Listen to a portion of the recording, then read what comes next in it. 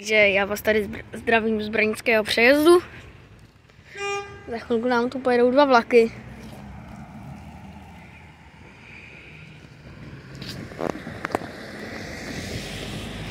Tak, já už nebudu do toho mluvit a užívajte se video.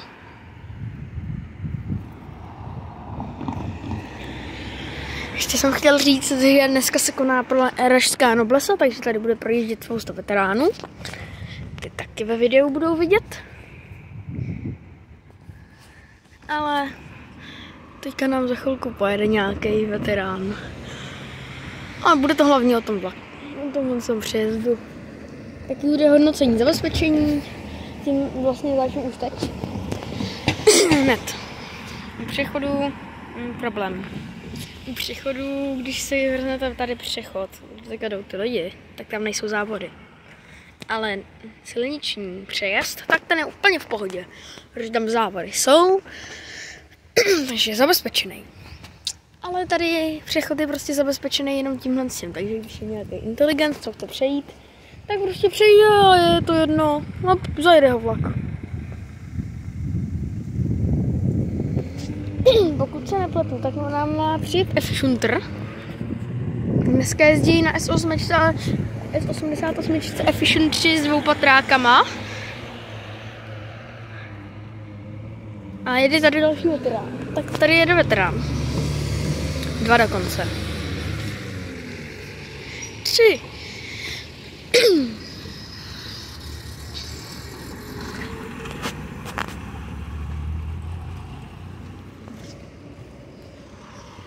Takže hodnocení přejezdu teda, když to mám jako do 10 bodů, když to mám hodnotit, tak hodnocení přejezdu je 8 z 10, protože 2 body jsem ubral za to, že tady lidi můžou normálně přejít na červenou. Šel jsem mu nějaký body za to, že je to ledkový a že je 97, takže je to bezpečnější, teda viditelnější. A také jsem mu přidal body za závody u aut. A taky tady za ty krásný svítící výstražní kříže. A taky za to, že tady, když se něco stane a je to třeba, tak prostě vlak zastaví před přejezdem díky návěstidlu. Tady další veteráni. Takže hodnocení přejezdu jako podle mě teda 8 z 10. A vlastně když si vezmu, tak přejezd 5 z 5, přechod 3 z 5, kvůli tomu, že tam nejsou závory. Další veterán. Takže přechod má 3 body, přejezd má 5. Takže tohle bude konec hodnocení a uvidíme se u dalších těch věcí. U dalších aut a vlaků. Za chvilku pojede vlak, takže hodnocení končíme a uvidíme se za chvilinku. Ještě motorka.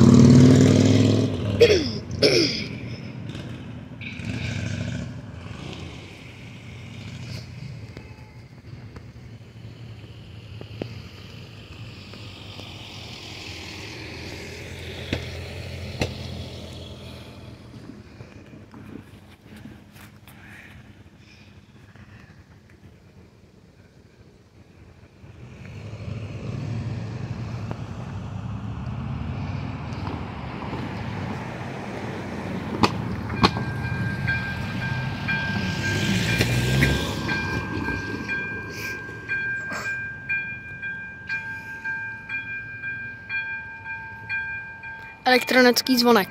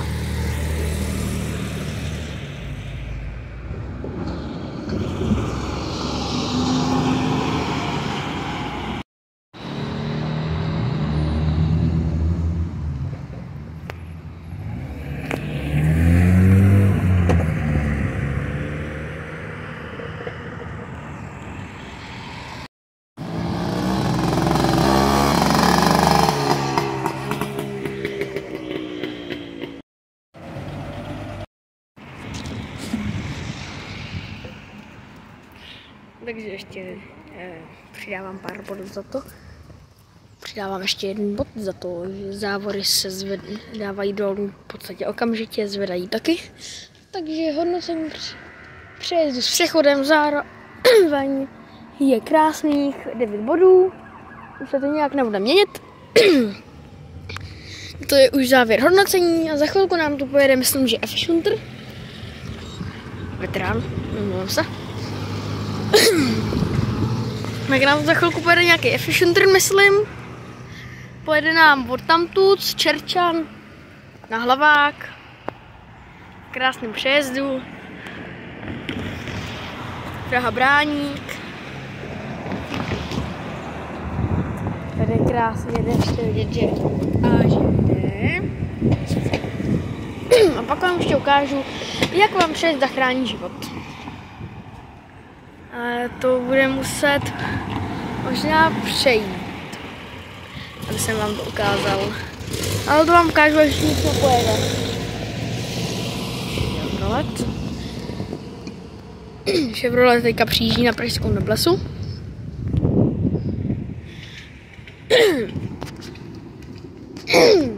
Mluvám se.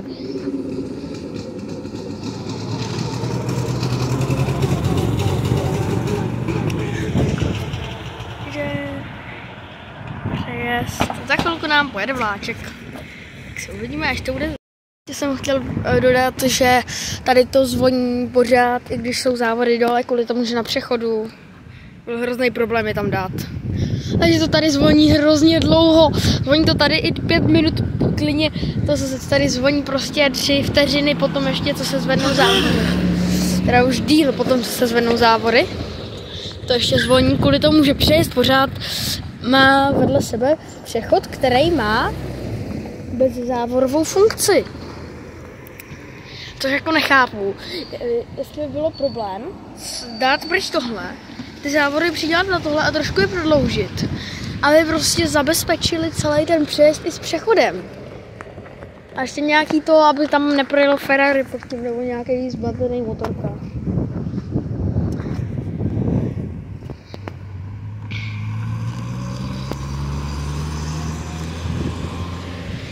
Takže fakt jako nechápu. Nechápu, proč, jestli je takový problém dát závory i na přechod. Dám spoustu přechodů, kde jsou závory, i když tam projde jeden člověk za 10 let. Tím myslím jako jeden člověk jednou za dlouho.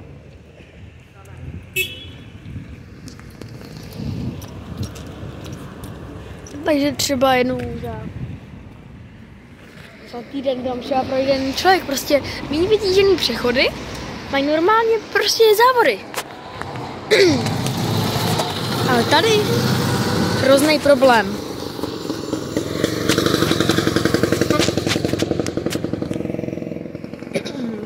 Takže největší problém na světě je prostě dát na Bráník závory i na přechod. Což jako fakt nechápu, protože spousta přechodů, i menších přechodů než je tady, méně vytížených, má svoje vlastní závory.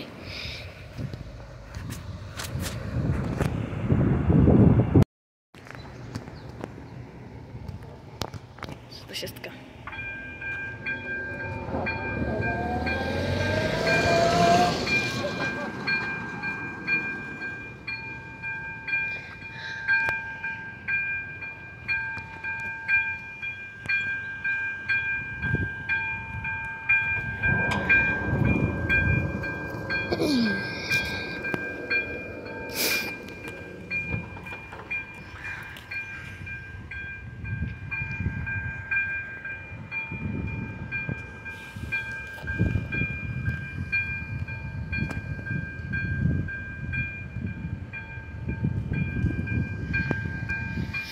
Máme Efficienter, ale regionová.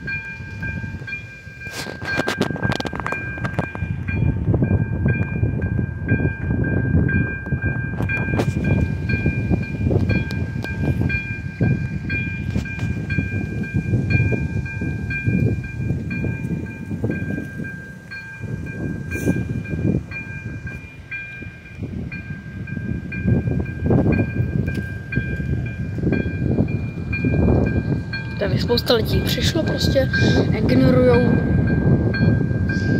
Zvoním, já bych prostě tady fakt dal větší závory. I závory na přechod.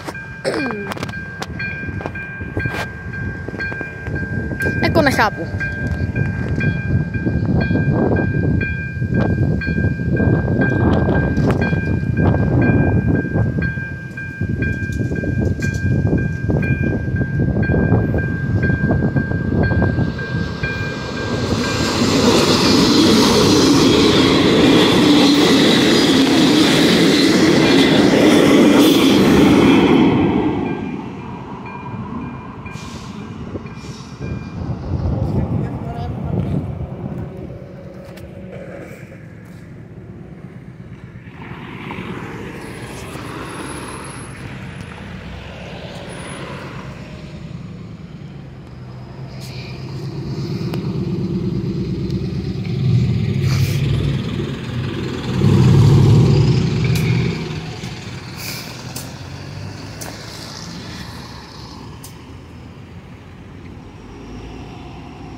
Takže bohužel jsem nestihl, protože za chvilku jede nejspíš Efficienter.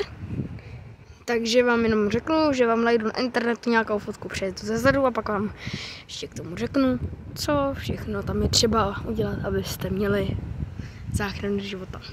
Vlastně není to, že by vám zachránil ten život přímo ten přejezd, ale že řeknete speciální kód záchrance a potom vám něco řeknu, kde je a co to vlastně je za kód. A tady právě se nacházíme u Branického mostu na nádraží Braník. Za půl hodinky, pro vás to bude třeba 5 vteřin. Prostě za půl hodinky sem přijede podle předpokladu Efficienter, protože vždycky jezdí dvoupatrák, klasika, dvoupatrák, klasika, dvoupatrák. Prostě se střídají pořád. Vždycky jeden svoj jede dvoupatrák, jeden svoj klasika. Nástupiště číslo 2, jsme tady správně. Jede do Čerčan, takže to bude dvoupatrák. A bude to Efficienter, protože Efficienter právě čeká na Hlaváku. Takže uvidíme se tady za chvilku, až přijede Efficienter. A nebo když ještě něco bude třeba služební jízda. Takže uvidíme se u dalšího vlaku, anebo když něco pojede přes most.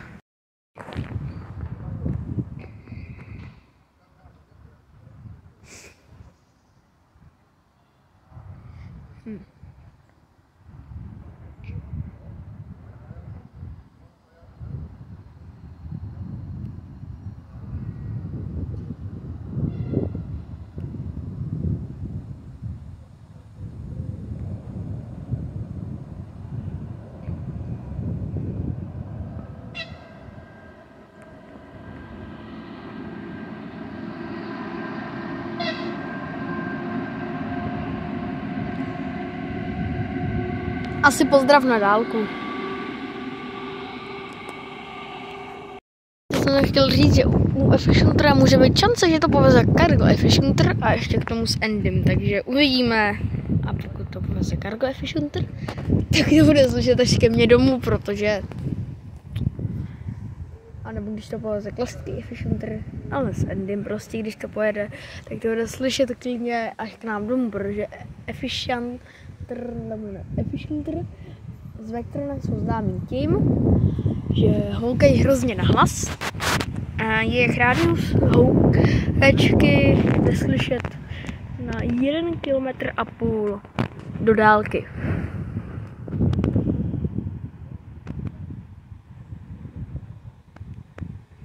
Takže teďka já vám ještě ukážu tyhle zábradlí. Já o nich četl, že tyhle zábradlí v podstatě vlastně nefungují. I když člověk chce,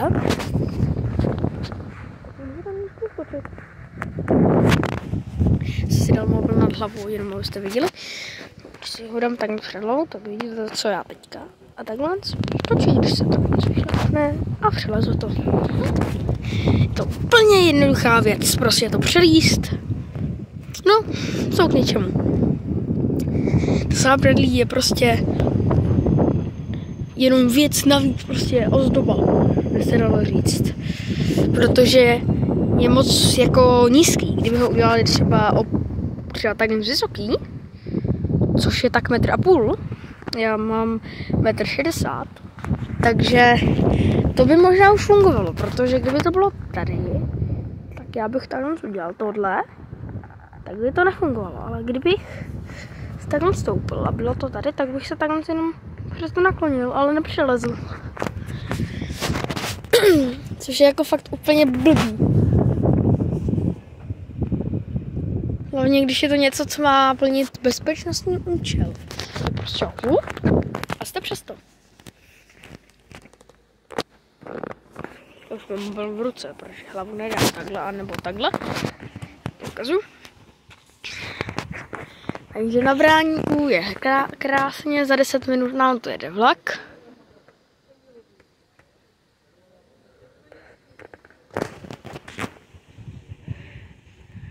Se tam krásně píše.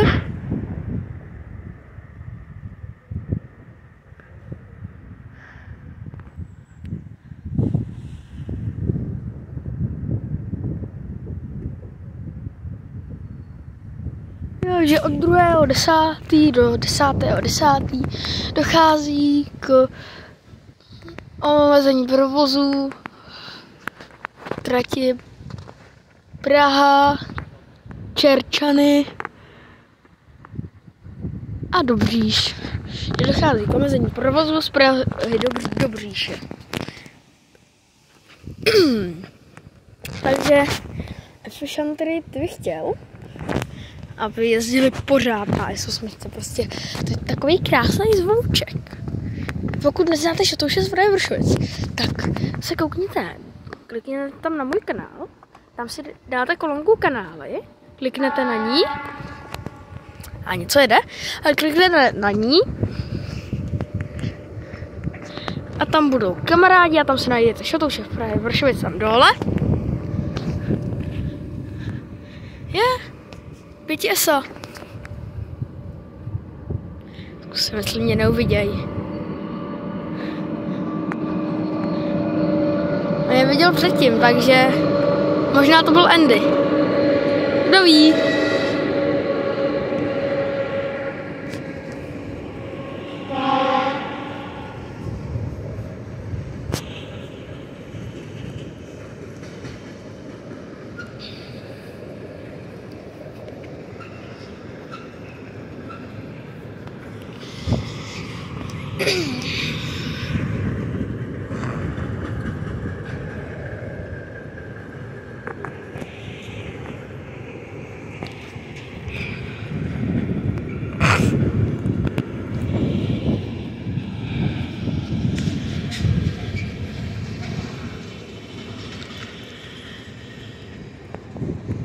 Ale ESA mají taky hodně hlasitou houkačku i píšťalu. Takže já se tady asi počkáme už jenom, než nám pojede vlak. Já ho dám tady nějaký timelapse a uvidíme se až po hlášení.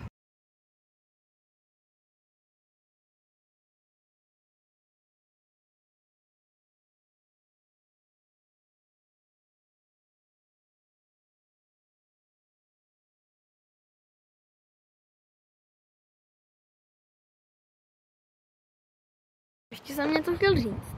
Hodnocení téhlecí stanice Praha Braník. Hodnocení zábradlí nízký přelezů o já a cena. To máme 1,60 m. Tady na okraji, prostě tady strčíte jednoduše nohu. Takhle a vy přelezete to. Prostě nefunkční. Zábradlí by měla splňovat takovou výšku, aby ho nepřelezlo dítě. Když dítě napadá cokoliv. Dítě prostě si tady zasekne nohu a vyleze to. Prostě nechápu to, jestli je takový problém dát to zábradlí vyšší. A taky ještě nechápu. Teda, tohle jsou už... No, tak to nechápu. A chápu. Svítí zeleně. Svítí volno. Chápu ten to. Prostě jednoduše tady musí to obejít. Ale hodnocení jak Praha Braník. Krásné nádraží. Krásně zmodernizované. Ještě si pamatuju, jak jsem tady byl 3 letech v Hurvínkovi. Ještě tady úplně dřevěný pražce celý. Hrozně hnusný stupiště. Tak od té doby se to hezky zlepšilo. A je to tu konečně krásný, takže hodnocení 10/10. Projekt má 9/10, takže lokace tady okolo nádraží. Ještě musíme ohodnotit most, takže most je v rekonstrukci, takže mu dávám 10/10, protože rekonstrukce má i posílení rámů bude a posílení všeho. Bude zlepšení, takže vlastně mostu dávám 10/10, sice jsem tam byl jenom jednou, ale já mám prostě 10/10, protože prostě mi to přijde jako nejlepší hodnocení. A takže hodnocení lokality okolo Praha Braník 29 bodů z 30. Hodnocení lokality nádraží Praha Braník je teda 29 bodů z 30. A když se ještě tady zastávku autobusu, tak to hodnotím jako 8/10, takže 37 ze 40. Když si vezmeme úplně všechny body, tu zastávku, tu jsem autobusovou zastávku jsem hodnotil s tramvajovou. Autobusy mají hrozný hodnocení kvůli tomu, jak se tam objevuje hodně opilců. Tady návěstidla na Bráníku, prostě ty jsou perfektní. Perfektní. Pokud nejste ve vlaku, tak na ně nevidíte. Ale pokud jste ve vlaku, tak bude na ně úplně perfektně vidět.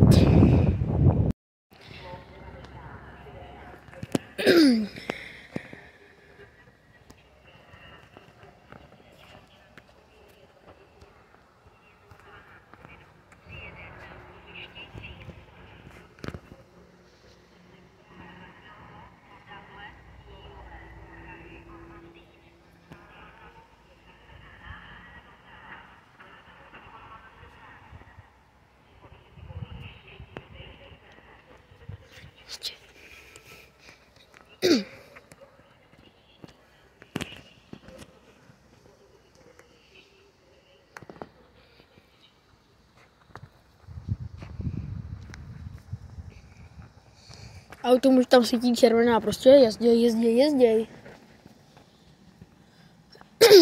Je veterán.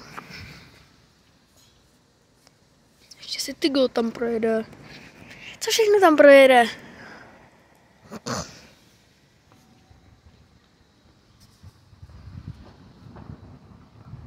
Tam stojí nová 8297 vana.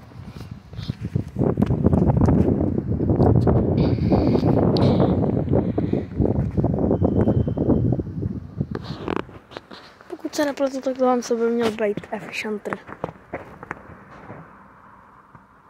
3000. Aha, tak brejlovač. Tak to je ještě lepší. Brejlov to jsme tu dlouho neměli.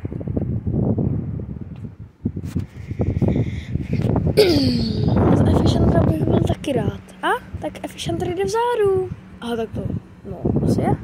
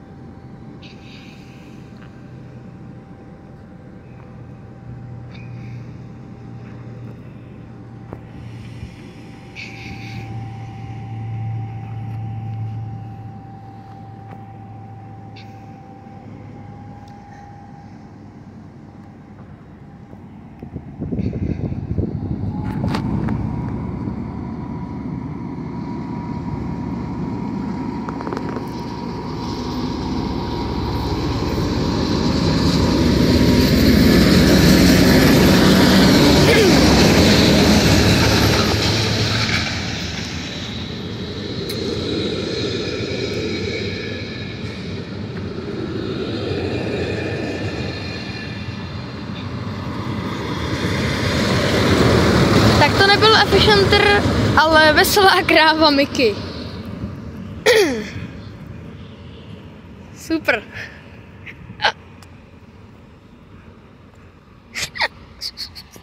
Veselá kráva a má přezdívku Mickey.